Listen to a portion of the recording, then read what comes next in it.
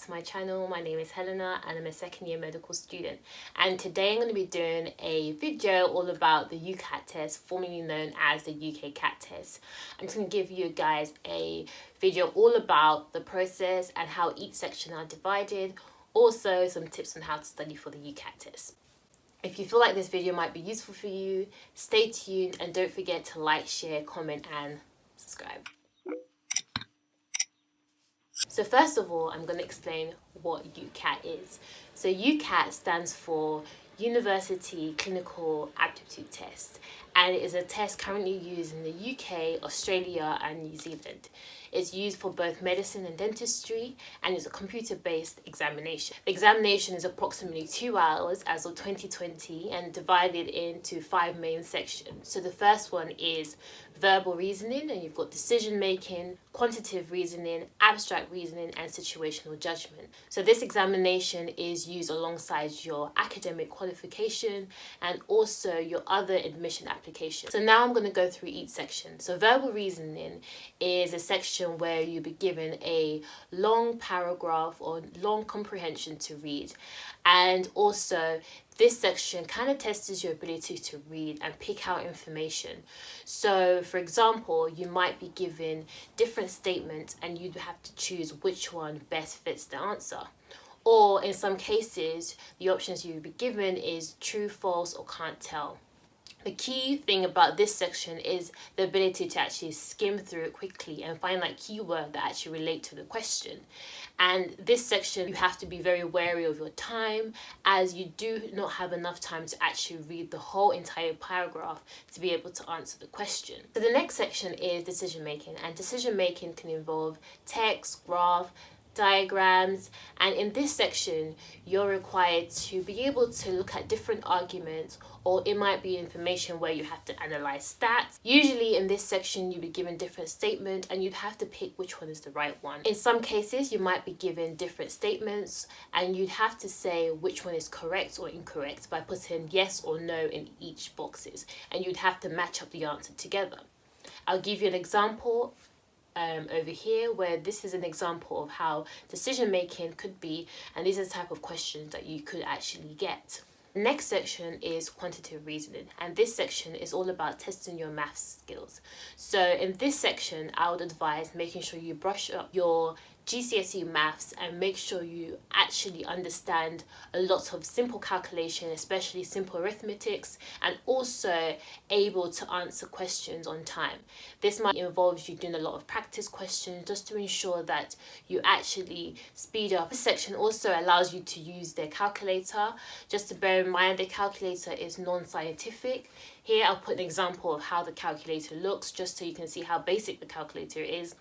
In this section, however, in the examination, you are allowed to have a little sheet where you can be able to do some calculations, as well as using the calculator that I mentioned before. So you'll be given at least a sheet of paper and a pen to actually do calculations. Here it will be very handy and useful to jot down any formulas that you know that's very relatable to most of the examination questions. For example, it could be an area of a shape, how to calculate it, or any other calculation that you feel like it might be useful for you in examination. This helps you just save time, especially because time is very short during this section. In the quantitative reasoning section, it can vary with the calculations. It can be from addition, subtractions. It could be calculations involving percentages. This section could also include a lot of table, charts and graphs, so it's very good to practice. Later in this video I'll list different sources you can use to make sure you actually help your math skills and improve on it, especially if you feel like you're struggling in this section. The next section is abstract reasoning, and abstract reasoning involves a lot of shapes and also patterns. In this section you have to basically find the patterns that's taking place in this section. However, the trick in this part is there's a lot of distractors which can actually help distract you from actually finding the right answers. The last section is situational judgment, and this section helps you test different skills. It can be from professionalism, it could be confidentiality, but basically this section involves different scenarios, and you'd have to basically grade these scenarios and on how appropriate it is or how important it is. So there's 4 main answers that they would always use in this section, which I will list here, and these are the options they give you, and you'd have to judge it based on the situation. So this section is graded between Band 1 and Band 4. Band 1 being the highest and Band 4 being the lowest, whereas the other sections that I've mentioned are graded between 300 to 900. So now I'm going to give you some tips for the UCAT test, and these tips are basically from my personal experience. So I've done the UCAT test before, and these are tips that I feel like is useful for people to know. So the first tip I would give is start early. It's very important to start your revision early because this can involve different sections, and it's very important to actually find out what section you're good at and what section you're not so good at, so you can work on it and have time to do it, especially because this test actually takes a huge part of your admission for medical school or dentistry school. So it's very important to take this test very seriously and actually work hard just to make sure you get the best results that you can. I feel like people work differently. Some people are quick at actually understanding it quickly, whereas others might need time. So it's best to just start early and get used to the test and actually be able to answer as many questions as you can beforehand, practice and do loads of mocks. However, just make sure you have enough time between when you start testing yourself and also your examination date. I would highly recommend give about 4 to 6 weeks. This is my advice personally, especially if you know you have other commitments that you have, whether it's working or you're still in uni. I would say just leave enough time between the time you start practicing and your examination date. Another advice I would give is making sure you go on the UCAT website. It's important to understand the format of the examination and also the timing for each section. It's important to know how long you have for each section and actually how many questions you have for each section. This is so that you be prepared and actually know what to expect on the day. Especially if you know time is a problem, you can work on that right now before your examination takes place. I would also as well advise going on their website and actually using their free practice questions on their website. This will help you actually get an idea of what to expect on the day, especially knowing how quick the examination could be and looking at the timing for each section. I would advise doing some mock exam.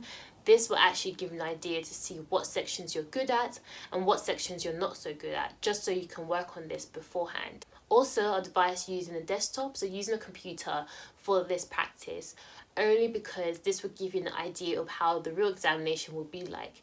You'd be able to practice how you use the mouse and the keyboard for the examination. It's important to make sure you actually do these mocks in a real life kind of condition, just so that you have a feel of what to expect in the exam. It will help you give an idea of how to use the on-screen calculator just in case you don't know how to use it. Another advice I would give is to ensure that you brush up on your math skills, especially if you feel like you've not done maths in a long time, especially graduates who may not have done maybe maths in a while. Make sure you brush up on your GCSE maths. I say this because sometimes that section can be difficult if you've not done maths for a long time, and make sure you actually do a lot of practice questions, and if there's a question you don't understand, try and find out how each answers are calculated, as this kind of question could come up again, well obviously with different numbers. So make sure you know the techniques to use and brush up on those skills. So apart from using the UCAT website, I would suggest other websites such as Medify and Kaplan. So for Medify, I used that one. That was very helpful for me, where they would have different question banks and you'd be able to monitor your progress. So it would tell you what sections you're doing really well at and maybe what sections to actually improve on. So I feel like this is very useful. They have a lot of questions that you can answer, and you could actually do mock tests as well. And I feel like this is very useful. You're able to do it on the computer and you can also monitor your progress. I would definitely recommend using Medify.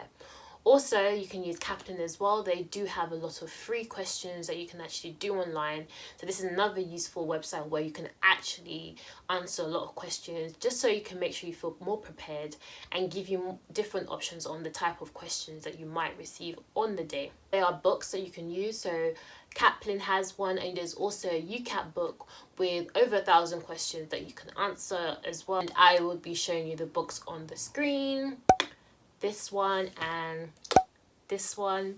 So these books are definitely useful for you to use, and I would highly recommend them. The only thing that I'll say is make sure you don't rely just on books. It's very important to do books as well as the computer mocks as well, or the computer practice test, because the real examination will actually be on the computer. So make sure you actually get a balance between both of them. Make sure you book a slot on time. Make sure you find a good slot that's suitable for you. You don't want one where it's actually too far away from your home and you can't get to the place on time, or the times are not appropriate to you. So I'd say as soon as the registration opens, try and make sure you book on time. And also the good thing about booking it on time as well is, for example, if you can't make the day, you could actually reschedule it. So this is another good thing about starting early. So this is the end of my video. These are the main tips that I have for the UCAT test. And if you do have any more questions, you can put it in the comment section below, or you can email me, or you can send me a direct message on my Instagram. I'll put all my details in the description box below. So I hope these tips are helpful. Don't forget to like, share, comment and subscribe. And if you do have your UCAT test coming soon, good luck.